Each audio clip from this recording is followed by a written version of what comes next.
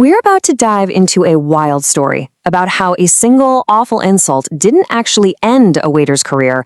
It ended up launching an entire empire. This is more than just a story about bouncing back. It's basically a step-by-step guide for turning what could be the worst day of your life into your absolute greatest strength. Just imagine hearing these words. People like you are only born to clear plates. Business is not for you. And they're not whispered, they're shouted at you in a packed restaurant. This was hurled by a manager named Victor at a young waiter, Adam. And believe it or not, this moment of total humiliation is where our whole story really kicks off. Okay, so here's our game plan. We'll start with that initial spark, the insult that set everything in motion. Then we're going to pull out 3 huge lessons from Adam's journey, using negativity as fuel, the art of starting small to build something massive, and the power of grace when you're on top. And to finish, we've got a big question we're going to turn back over to you. So let's really picture this. Adam's a good waiter, working hard at a fancy restaurant in New York. He's great with the customers, always professional, but his manager, Victor, Victor just kind of always had it out for him. And then one day, a tiny mistake, a little bit of spilled coffee, changed absolutely everything. Victor's reaction was just completely unhinged. He didn't pull Adam aside or talk to him in the back. Nope. He fired him, right there, in the middle of the dining room. He used that tiny spill as an excuse to just publicly humiliate him. This wasn't about a mistake. It was about trying to break someone's spirit. Now, this is what's so fascinating. Adam's reaction? He didn't scream back, he didn't storm out, he didn't plead. While Victor was making this huge scene, Adam just calmly and quietly said, "Sir, one day I will also have my own business." That quiet promise, that was the real start of everything. And that brings us right to our first major lesson. This is all about taking something really toxic, like that humiliation, and turning it into pure rocket fuel for your own ambition. This is where the real change starts to happen. So here's the critical part. Adam didn't let that moment crush him.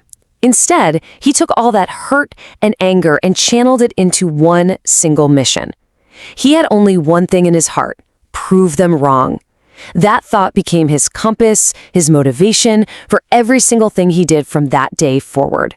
Which leads us to lesson number 2, and this is something that gets lost all the time in our world of, instant success. Adam didn't magically become a successful business owner overnight. He started with absolutely nothing and literally built his way up, one small step at a time. Just look at this progression. This is the grind. He wasn't too proud to do anything. Delivery jobs, working in a warehouse, pulling night shifts. He saved every single dollar he could. Then he bought one small food truck. Did great with that, grew it to 3 trucks, and only then, only after all that, did he open his first actual restaurant.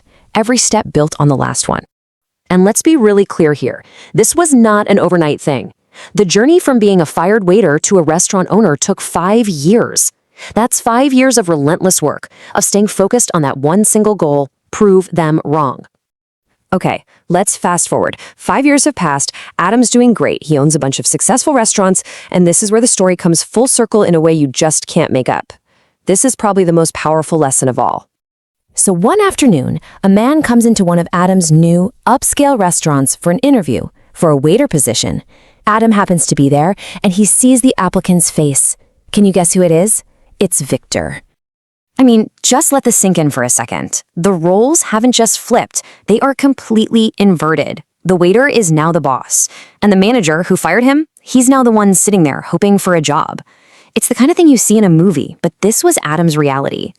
And you can just imagine that moment of realization. Victor's face just goes white. He finally understands who he's talking to, that young waiter from 5 years ago. And all he can manage to say is, "I was wrong about you." But Adam's response, this is the real masterpiece. No gloating, no, "see, I told you so," nothing like that. He just smiles and delivers this line full of wisdom and complete grace. He's reframing his whole journey, not as some great comeback from failure, but just as a story that had a humble beginning. So what does Adam do? He hires him. He actually gives Victor the job. He chose compassion instead of revenge. And that final move, that's not just about being a nice guy. It shows incredible strength.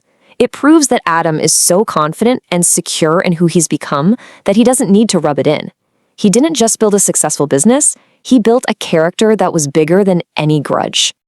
And that incredible decision brings us right to the end here.